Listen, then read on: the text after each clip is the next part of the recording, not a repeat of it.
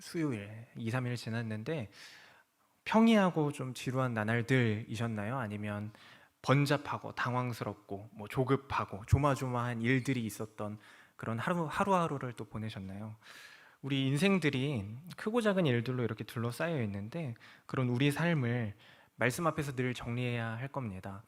지지난번에는 이제 아합의 이야기로 나누었다면 오늘은 여리고 앞에서라는 제목으로 여호수아서 이야기를 나눠보려고 합니다.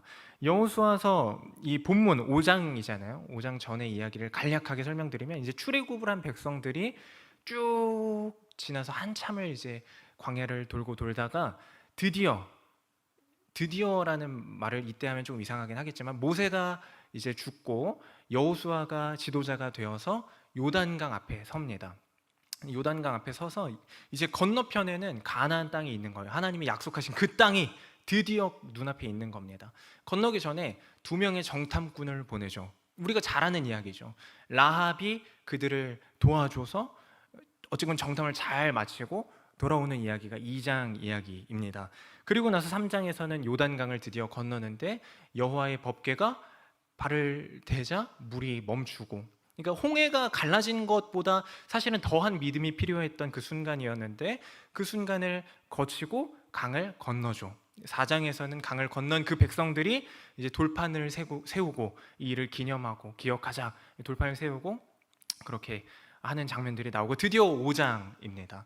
방금 읽은 이 본문의 내용은 사실 우리가 그렇게 궁금해하지 않을 법한 내용일지도 몰라요. 왜냐면 우리는 가나안 땅에 이제 들어온 거잖아요. 요단강 건넜으니까 어떻게 건너지? 이런 고민들을 막 한참 할 법도 한데 정말 드라마틱하게 요단강 건넜고 그러면 이제 점령하면 되는 거잖아요. 빨리 전쟁을 하건 뭘 하건 이게 더 신나고 재밌는 어떤 장면인데 5장에는 바로 전쟁하지 않고 이상한 행동들을 막 합니다. 왜 이상하냐고 표현을 하냐면 그것들이 전쟁하고는 아주 매치가 안 되는 내용들이기 때문이에요. 그게 오늘 본문입니다. 요단강까지 건넌 이 백성들에게 남은 일은 무엇이라고요? 점령하고 정복하는 그 가장 중요해 보이는 그 일입니다. 가장 중요해 보이는 이 포인트인데 가장 중요해 보이는 일이 남았습니다. 이미 사실 이들은 전쟁 준비 끝났어요. 왜 그런가 하면 이스라엘 백성들이 다 강을 건너기 전에 이미 4만 명의 군대가 여리고 평지에 딱 서서 진을 치고 있었습니다. 준비가 되어 있다 이거죠. 정탐꾼들도 무사히 돌아와서 다 상세히 보고를 했을 겁니다. 전투 태세가 완료됐습니다. 그리고 우리가 1절에서 보았던 것처럼 상대는 이미 두려워서 떨고 있습니다. 딱 하나, 방심만 안 하면 됩니다. 여리고성 앞에서. 여리고는 사실 철옹성으로 많이 알려져 있는데 방심만 하지 않으면 아무리 철옹성과 같은 여리고라도 점령할 수 있을 것만 같은 자신감이 붙은 상태이죠. 이런 상황 가운데 있는 게 본문의 상황인데 이 여리고 앞에서, 물론 길갈이라는 지역인데 여기가 사실 여리고성하고 아무리 길어야 2에서 3km 정도밖에 거리가 안 되거든요. 그러니까 사실 근방이죠. 근방. 이 근방에서 행한 세 가지 일을 살펴보려고 합니다. 그게 바로 할례, 그리고 유월절 를 지킨 것, 그리고 여호와의 군대 대장을 만난 이야기입니다. 오늘 이 5장을 나눠보면 그래요. 먼저 본론으로 들어가서 할례 이야기를 한번 볼까요? 2절에서 9절까지인데 우리가 2절부터 한번 보면 이렇게 되어 있죠. 그때 여호와께서 여호수아에게 이르시되 너는 부싯돌로 칼을 만들어 이스라엘 자손들에게 다시 할례를 행하라 하시매. 3절 여호수아가 부싯돌로 칼을 만들어 할례산에서 이스라엘 자손들에게 할례를 행하니라. 하나님이 이제 다 준비가 된 것 같은 이 상황에서 할례를 명령하십니다. 이 할례를 행하는 게 굉장히 큰 의미가 있죠. 하나님과의 언약 백성인 것을 몸에 새기는 거니까. 어쩌면 이 이스라엘 백성들이 언약을 맺은 하나님과의 특별한 관계임을 끊임없이 평생, 앞으로의 평생에 끊임없이 이 관계가 나랑 하나님과의 관계가 정말 특별하구나를 확인할 수 있는 하나의 장치임과 동시에 실제적인 어떤 믿음의 증표였을 겁니다. 근데 이 사람들은 광야 기간 동안 할례를 행하지 못했어요. 출애굽하던 그 시점에서는 행했는데 광야 기간 동안 쭉 이렇게 돌아다니는 그 수년간 할례 받은 전 백성들 말고 2세대들은 할례를 받지 못했습니다. 그 상황에서 가나안까지 들어온 거예요. 그러니까 얼마나 사실 중요합니까? 그냥 우리가 이 말씀에 빗대어서 생각했을 때 이 할례라는 건 되게 상징적인 거잖아요. 실제적인 거고 상징적인 겁니다. 근데 하나님의 말씀을 빗대어서가 아니라 현실에 빗대어서 생각해 보면 말이 안 되는 겁니다. 왜 그런가 하면 우리가 창세기에서 사실 이거에 대한 이야기를 조금 기억해 볼 수 있는데, 할례에 관한 하나의 이야기가 있죠. 에피소드가 어떤 이야기냐면 그 야곱의 딸 디나 이야기입니다. 야곱의 딸 디나 이야기 기억나십니까? 세겜이라는 이방인에게 그 겁탈을 당하죠. 이 야곱의 딸 디나가. 그리고 이 형제들, 야곱의 자식들이 굉장히 화가 납니다. 근데 이 세겜이 물론 잘못했죠. 굉장히 나쁜 그 기억을 한 여인에게 심어준 거 아닙니까? 어쩌면 한 인생이 뒤틀려지고 흔들릴 수 있을 법한 일이잖아요. 근데 진정으로 사랑했다 이렇게 나와 있어요. 그 모든 사건 이후에 진정으로 사랑해서 이 여인을 얻기 위해서 내가 뭐든 할 수 있겠다라는 고백들도 막 합니다. 아버지 막 다 불러와가지고 아버지에게 막 자초지종 설명하니까 같이 가서 야곱에게 내가 당신의 딸을 얻고 싶습니다 이렇게 이야기를 하죠. 그러니까 이 형제들이 그때 요구한 게 한 가지 있는데 그게 바로 할례죠. 할례 받지 않은 이들과는 우리가 섞일 수 없다. 할례를 행하고 와라. 그럼 내가 생각해보고 그렇게 하겠다. 이 한편 순정남, 물론 순진하진 않지만 한편 순정남이었던 이 세겜이 곧장 바로 행해버리고 그 아버지도 행하고 그 모든 족속들도 다 같이 행해요. 물론 이면에는 다른 생각들이 있긴 있었죠. 내가 다 이 민족의 것을 다 내 걸로 삼겠다 뭐 이런 마음도 없잖아 있었을 텐데 어쨌건 바로 행합니다. 그러고서 3일이 지나요. 3일. 성경에 보면 이렇게 표현되어 있어요. 3일이 지났는데도 아직도 아파 죽을 뻔했다. 그런 상태였다. 이렇게 표현이 되어 있거든요. 근데 그때 2명, 이 야곱의 자식들 중에 2명, 시므온과 누구죠? 갑자기 시몬과 레위 이 2사람이 쳐들어가요. 그 성읍을. 근데 2명이 쳐들어가거든요. 근데 몽땅 죽여버립니다. 다 약탈하고. 할례 받은 이들이 대항을 못하는 거예요. 아예. 그런데 이런 이야기가 창세기에 이미 있고 우리가 잘 알고 있는데 하물며 이 전쟁을 코앞에 두고 철옹성을 눈앞에 둔 요단강을 이미 건너서 뒤에는 다시 강에 막혀있는 이스라엘 백성에게 할례를 행하라는 이 말씀은 굉장한 도전의 말씀이었을 겁니다. 굉장한 도전의 말씀이죠. 더 이상 돌아갈 곳이 보이지도 않는데 할례를 행하고 적군이 쳐들어오면 끝장난다는 걸 이 사람들이 몰랐을 리가 없습니다. 에이, 뭐 나 믿는 사람인데 어련히 되겠지, 아무렴 되겠지 하는 그런 어떤 허황된 믿음, 이걸 보고 방심이라고도 표현할 수 있을 것 같아요. 방심한 걸까요, 이스라엘 백성들이? 베나닷이 그랬던 것처럼. 베나닷은 방심했다가 그냥 한순간에, 물론 하나님의 도우심으로 그렇게 한 거지만 지지난주 말씀처럼 베나닷이 그러했듯 이 여호수아 이 백성들이 방심하고 있는 걸까요? 그렇지 않습니다. 두려울 만한 상황 앞에서도 믿음으로 담대함을 갖고 있는 겁니다. 우리가 날카롭게 우리 스스로를 살펴보아야 할 때가 있는데, 나 교회 다니고 나도 예수 믿어 하는 이 말 한마디에 우리가 때로는 방심할 때가 있습니다. 게으름과 믿음 사이에서 우리는 헷갈리게 반응할 때가 있다는 거죠. 어련히 어떻게든 되겠지. 이건 저와 같은 성향이 갖기 정말 좋은 하나의 이야기인 것 같은데, 우리는 늘 이런 자만과 믿음 사이에서 믿음을 가져야 합니다. 나에 대한 어떤 자만심, 어련히 되겠지 하는 게으름이 아니라 믿음인지를 확인해야 한다는 것이죠. 할례를 선택한 이유는 초점이 하나님께 있음으로 믿음으로 순종한 겁니다. 하나님이 일하시고 약속하신 그대로 보호해 주신다는 것을 믿은 것이 바로 이 할례를 행한 이스라엘 백성들의 고백인 거죠. 8절에 보니까 그 모든 백성에게 할례를 행하기를 마침에 이렇게 되어 있는데, 그러니까 어떤 여지를 남겨두지 않고 믿음으로 순종하기를 결정했다는 거예요. 계산하지 않고 모든 백성이 다 그렇게 하기를 결정했다는 겁니다. 몇 명 남겨놓고 그래도 순차적으로 이렇게 기간을 두고 이렇게 하지 않고 믿음으로 그렇게 했다는 것이죠. 그리고 그 다음 이야기가 유월절 이야기입니다. 이제 9절부터인데요.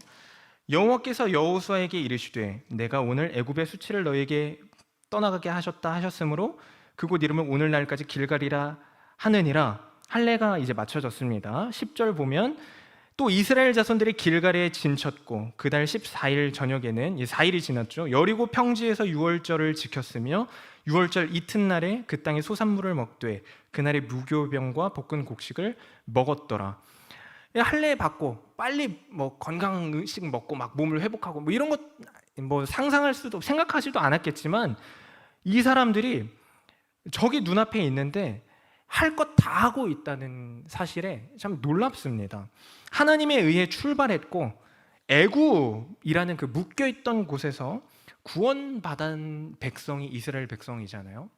근데 광야를 지나야 했지만 결국 요단강을 건너서 가나안까지 왔습니다. 이들이 죄에 묶여있던 이들이, 억압되어 있던 이들이 하나님의 인도하심 때문에 이곳까지 왔습니다.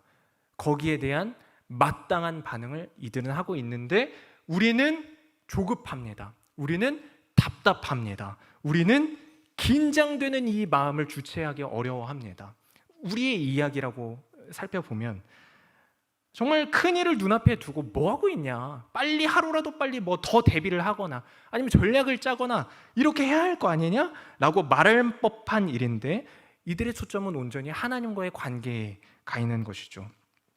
죄에 묶여있던 우리가 예수의 그 십자가 보혈을 통해서 죽음에서 해방된 것과 같은 경험을 이들이 했는데 그 고백을 이들은 이 상황에서 이렇게 하고 있다. 이 흐름을 잘 이해하셔야 됩니다. 앞에서 나누었던 할례라는 것을 이제 하나님과의 약속 관계, 언약 관계를 표현하는, 표시하는 공적인 어떤 표시, 세례와 같은 표시라고 한다면 유월절 이것을 지키는 것은 예수님의 대속의 죽음을 통해서 죄에서 구원받은 것을 기념하는 것을 뜻하는 성찬과도 같을 겁니다. 지금 이해가 되시죠? 할례라는 것은 우리가 하나님의 백성이다라는 표지인 세례와 같고 유월절을 지키는 것은 예수님 때문에 내가 살았습니다 라는 것을 기억하고 기념하기 위한 성찬과 같다, 이런 거죠. 이들이 지금 하나님의 일하심을 기억하고 새기고 있다라는 거죠. 믿음을 확인하고 새기는 것입니다. 하나님이 끊임없이 말씀하시는 게 뭘까요? 오늘 본문을 통해서 바로 이 앞장 4장 마지막 절에 나오는데 우리 한번 같이 한 목소리로 읽겠습니다. 우리가 5장을 읽었는데 바로 앞에 4장 마지막 절 다 같이 읽을까요? 시작. 이는 땅의 모든 백성에게 여호와의 손이 강하신 것을 알게 하며 너희가 너희의 하나님 여호와를 항상 경외하게 하심이라. 하나님이 이것을 끊임없이 말씀하고 싶으신 거예요. 이들에게, 모든 백성에게 여호와의 손이 가장 강하다는 것을 알게 하려 하심이라. 우리 주변에 큰일을 앞둔 많은 분들이 계십니다. 한번 생각해 볼까요?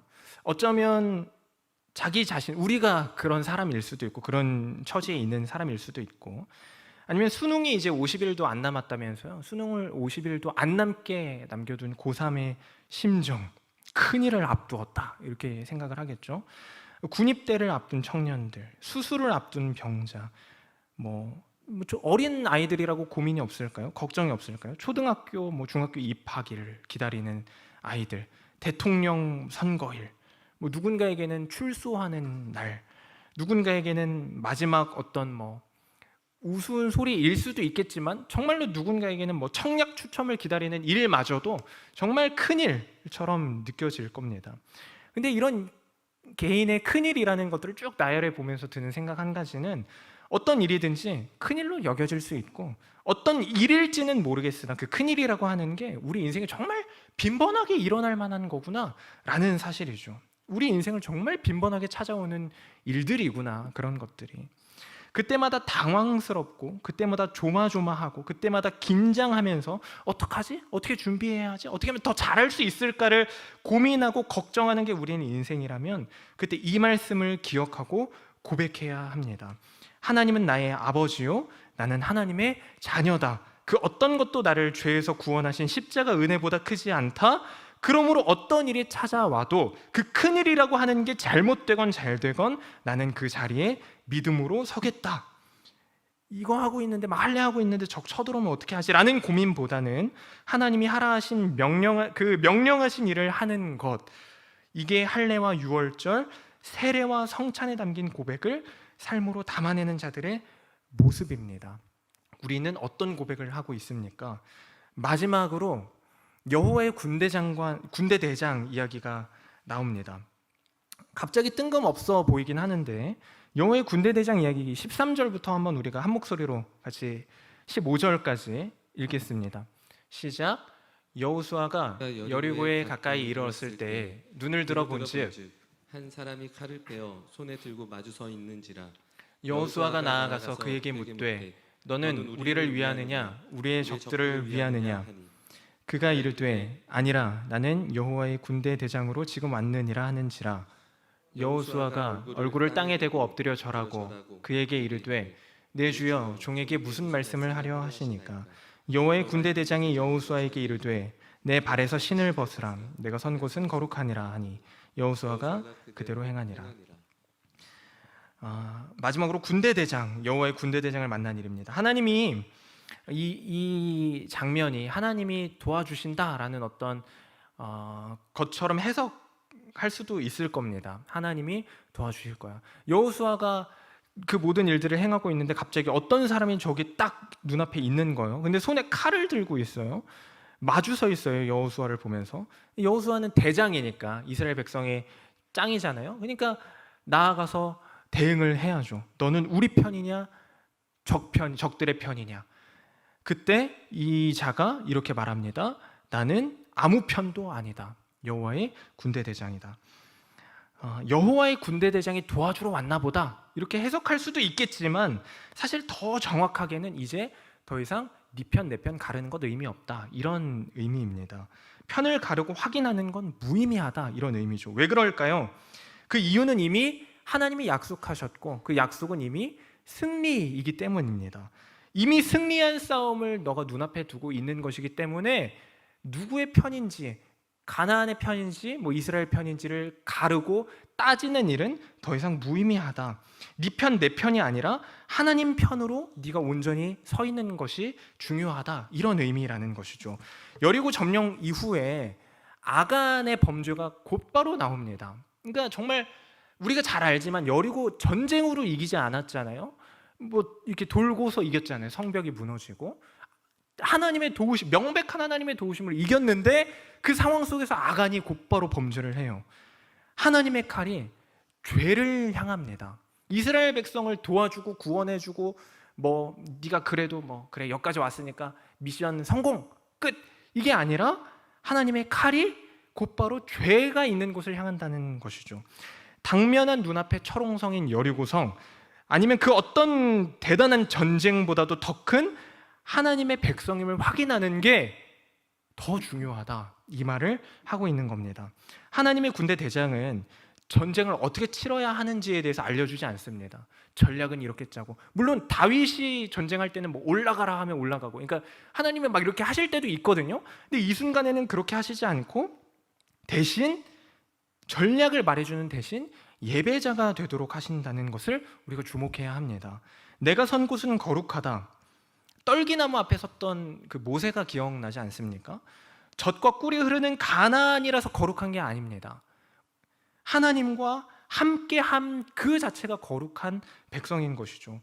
우리가 잘 되고 여리고 무너뜨렸고 승리했고 복받았다 소리 듣는 게 거룩한 삶이 아니라 승리한 삶이 진짜로 승리한 삶이 아니라 젖과 꿀이 흐르는 인생처럼 보이는 겉으로의 모습이 아니라 하나님과 함께하는 오늘 이 순간 이게 거룩한 백성의 모습이라는 것을 우리가 반드시 기억해야 합니다.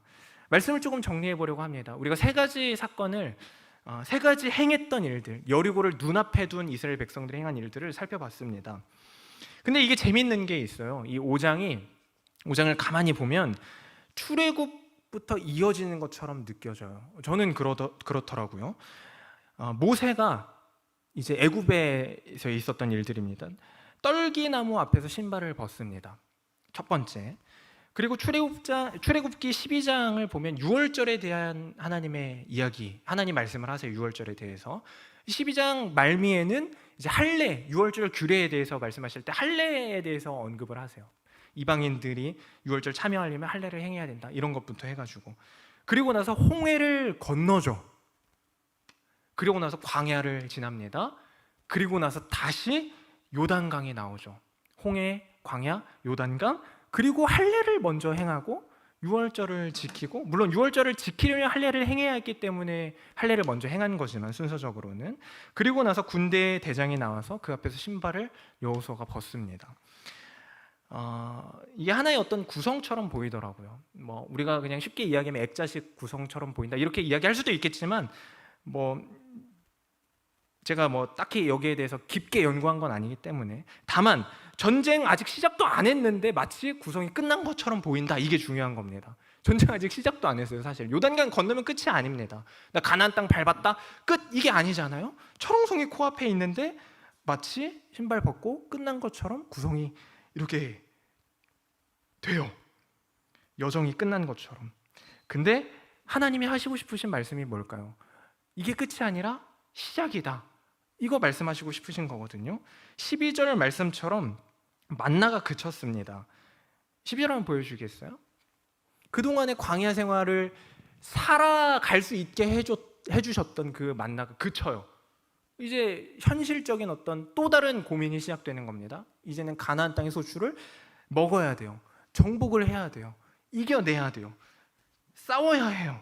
근데 만나가 끝이고 땅의 소출을 먹게 되었습니다. 여기서부터 다시 시작하는 거죠. 끝이 아닙니다. 가나안이라고 다를까요? 애굽 처음 들어갈 때, 이스라엘 백성이 처음 들어갈 때 막 끌려간 거 아니거든요. 물론 끌려간 자는 있지만 백성들, 민족이 들어갈 때는 좋게 들어갔어요. 근데 거기에서 타락해버리죠. 하나님을 버리죠. 그 순간 죄악에 빠지고 그때부터 다시 악몽이 시작된 겁니다. 가나안이라고 다를까요? 어디에 있는지는 더 이상 중요하지 않다는 거 우리가 잘 압니다. 어느 위치에 있는지도 중요하지 않습니다. 우리가 어떤 자리에 올라갔는지도 하나도 중요하지 않습니다. 요단강이 끝이 아니고 가나안이 끝이 아니고 심지어 여리고도 끝이 아니고, 그럼 이 땅에서의 우리의 인생은 도대체 언제쯤 평화가 오고 언제쯤 끝이 날까요? 우리 인생의 이 한 편이 어떻게 그려져야 할까요? 물건을 살 때 저는 비교하고 분석하는 거 되게 좋아하거든요. 뭐 핸드폰 하나 살려 그래도 뭐 기종 따지고, 뭐 램이 얼마고 뭐가 얼마고, 노트북 하나 살려 그래도 최근이 아니죠. 얼마 전에 노트북 살 때도 노트북 하나 사는데 3개월을 계속 고민했어요. 거의. 근데 좋은 거 사지도 못했거든요. 3개월 내내 고민하고 분석하고 따지고 하는 게 정말 재밌어요. 괜찮은 물건을 고르고 싶어요. 후회하고 싶지 않아요. 만족스러운 결과물을 얻고 싶어요. 그래서 그렇게 하는 거죠. 근데 좀만 지나보면 그게 아니라는 걸 금방 알게 됩니다. 제 노트북 안 들고 오고 왜 이거 종이 뽑아서 왔겠어요. 버벅거려요. 이거 충전기를 안 꽂으면 얘가 멈춰요. 자꾸 이상해요. 뭐 이런 게 다 있나 싶기도 하고. 금방 알게 되죠. 더 좋은 게 물론 금방 나오기도 하고, 잘 고른 게 아니었다는 걸 우리가 금방 알 수 있습니다. 물건뿐 아니라 우리 인생도 마찬가지예요. 더 나은 학점을 받아서 대학원에 조금 더 쉽게 가고 싶어서 F가 나올 것 같은 그 순간에 휴학을 하고 군대를 가요. 그런다고 뭐 달라졌을까요? 군대 전역하고 더 좋아졌을까요? 갔다 오니까 학교가 난리가 났어요. 뭐 컨테이너가 막고 있고 뭐 텐트 치고 밖에서 수업하고 있고 난리도 아니에요. 여기에 물론 제가 핑계를 대고 있는 거지만, 뭐 다른 어떤 아주 좋은 커리큘럼이 생겼다 해서 지금 당장 코앞에 눈앞에 발등에 떨어진 불도 엄청 큰데 내가 이것까지 해보리라, 뱁새가 황새 막 엄청 따라가는 선택을 하죠. 잘 되고 싶어서. 근데 결과는 그게 아니에요. 늘 최선의 선택이라는 걸 하고 싶었는데 그만큼 열심히 살던가 성실히 살던가를 해야 하는데 그게 아니라 하나하나의 어떤 선택빨로, 선택의 영향으로 잘 될 줄 알았는데 그게 아니잖아요. 저만 그런가요? 우리 모두가 다 그럴 거라 생각합니다. 인생을 후회한다거나 잘못 살았어, 잘못 선택했어라고 자책하고 있는 건 아닙니다. 다만 어렵사리 한 가지를 배웠다라는 걸 이야기하고 있는 겁니다. 그게 중요한 게 아니구나. 우리가 하루를 어떤 사람으로 사는지가 중요한 거지, 내가 오늘 전략을 짜야지, 할례를 행하다가 큰일 나면 어떻게, 더 좋은 결과, 더 좋은 선택이 뭘까를 고민하는 게 중요한 게 아니구나. 우리는 별의별 사람 다 만나보고 다 겪어보고 그렇게 살고 있습니다. 각자 겪은 별의별 이야기를 노트에 기록해보면 책 한 권도 더 쓸 거예요. 우리는 근데 늘 칭찬과 위로가 필요하고, 그러다 보니까 잘 사는 법 찾고 싶고 왕도를 따라 걷고 싶은데 애써 찾고 고민해서 택한 길로 가보면 그게 결국 우리의 한계다라는 것을, 한계에 부딪히게 된다는 것을 경험으로 알게 됩니다. 왕도라는 건 없습니다. 다만 믿음으로 가는 길과 그렇지 않은 길은 있습니다. 여호수아라고 한다면, 이스라엘 백성이라고 한다면 요단강을 뒤에 두고 고작 2-3km 앞에 여리고 성을 두고 할례를 행하는 것과 그렇지 않은 것, 어떤 이 이야기가 교훈을 주기 위해서 우리에게 주어진 것이 아니라 진짜 진리를 따르는 삶이 무엇인지를 보여주기 위한 그림이라고 생각합니다. 우리는 그 진리의 길을 따라 살아야 합니다. 진리를 따라 사는 삶은 넘어질 수는 있습니다. 그러나 실패는 없습니다. 놀림받고 욕먹고 당장의 전투에서 패할지도 몰라요. 기습을 당할지도 모릅니다. 그러나 하나님의 약속하신 그 약속을 붙들고 살아가는 자에게 결코 망할 일은 없습니다. 주님이 맡기신 하나님 나라, 믿음의 눈으로 바라보리라. 믿음 다하여 그 위에 서리라. 하나님의 나라는 무너지지 않으리 라는 한 찬양의 가사가 있습니다. 우리는 대개 이 산지를 내게 주소서라는 갈렙이 사실 85세 때 했던 고백이거든요. 이 갈렙이 했던 믿음 담긴 정말 멋있는 고백을 자주 오용합니다. 마치 내가 원하는 것을 주소서, 이 산지를 내게 주소서, 뭐를 주소서, 오용하죠. 그런 뜻이 아닌데, 그런 고백이 아닌데, 여리고를 눈앞에 둔 이스라엘 백성들이 여리고를 내게 주소서 기도하지 않았습니다. 여호와의 군대 대장은 그것을 기도해라라고 하지도 않았습니다. 다만 예배자가 되도록 했습니다.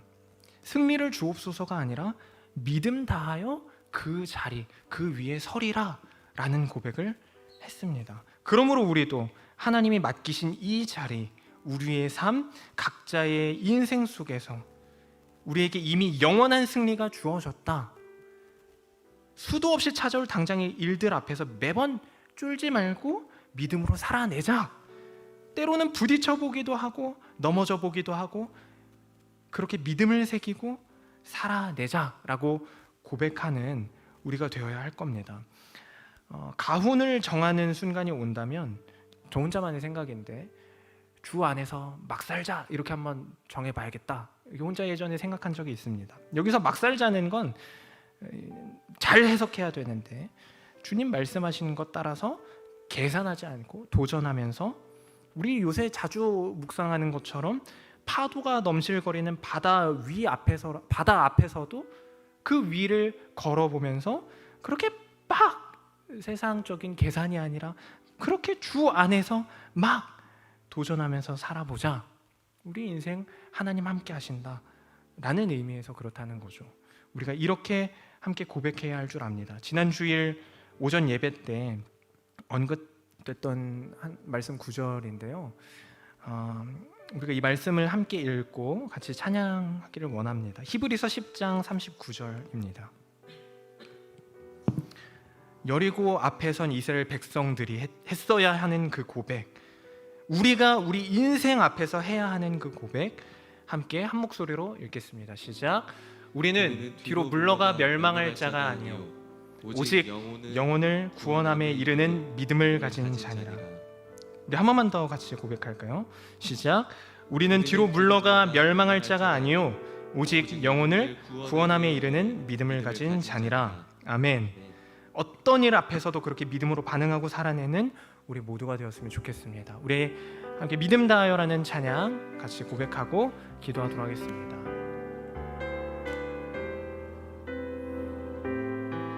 이곳에 함께 하신 하나님을 바라보며 같이 고백합니다. 이곳에 임하신 하나님 나라 가난한 마음으로 바라보리라. 먼저 그 나라 그 뜻 구하며 나의 삶 드리리. 주님이 맡기신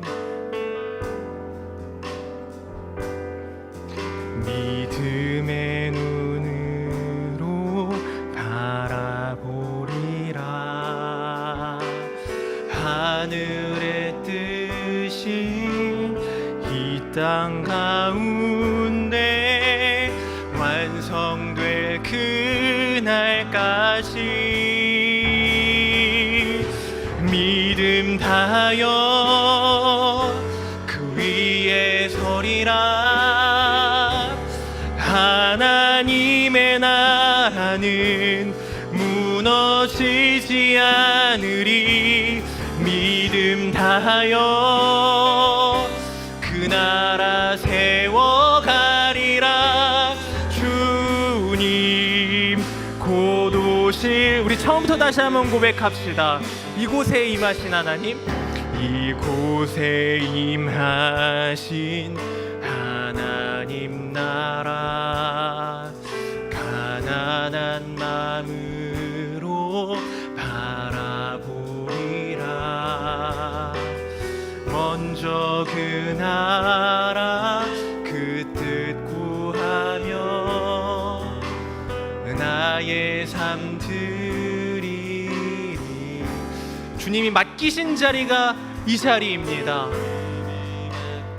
여리고 앞에 서 있는 그 자리, 그곳에서 할례를 행해야 했던 그 자리, 우리가 믿음으로 그 앞에 서야 합니다. 우리 계속해서 찬양합시다. 하늘의 뜻이 이 땅 가운데 완성될 그날까지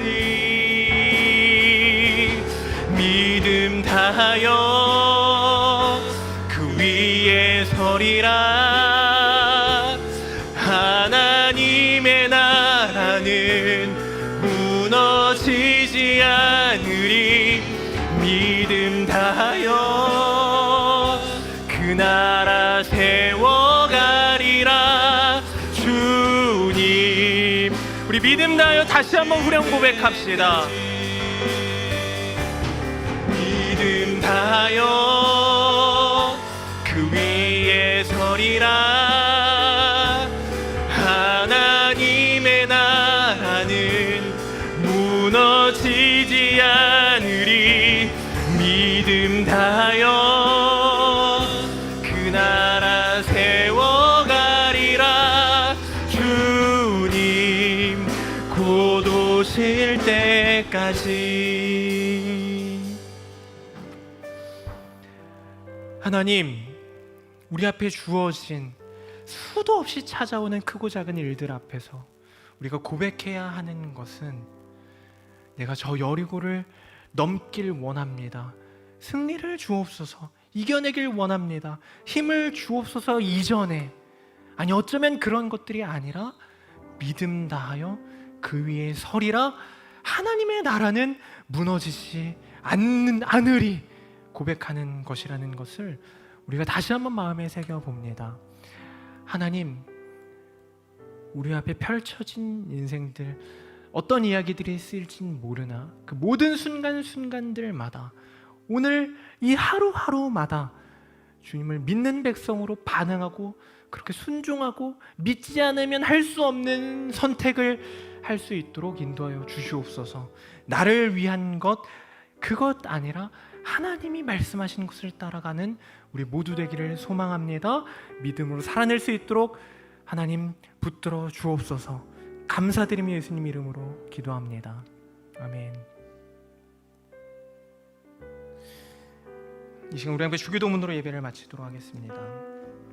하늘에 계신 우리 아버지여, 이름이 거룩히 여김을 받으시오며 나라가 임하시오며 뜻이 하늘에서 이루어진 것 같이 땅에서도 이루어지이다. 오늘 우리에게 일용할 양식을 주시옵고 우리가 우리에게 죄 지은 자를 사하여 준 것 같이 우리 죄를 사하여 주시옵고 우리를 시험에 들게 하지 마시옵고 다만 악에서 구하시옵소서.